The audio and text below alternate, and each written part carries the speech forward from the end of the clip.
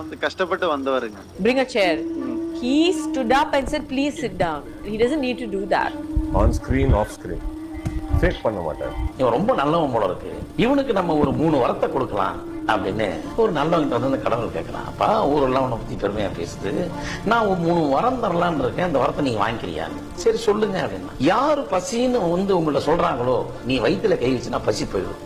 சூப்பரா இருக்கேன். யாரு கஷ்டம் அப்படின்னு முன்னால நிக்கிறாங்களோ அவங்க தலையில கை வச்சா கஷ்டம் போயிடும். யாரு பிரச்சனைன்னு வந்து நிக்கிறாங்களோ அவங்க நெஞ்சில கை வச்சா பிரச்சனை போயிடும்.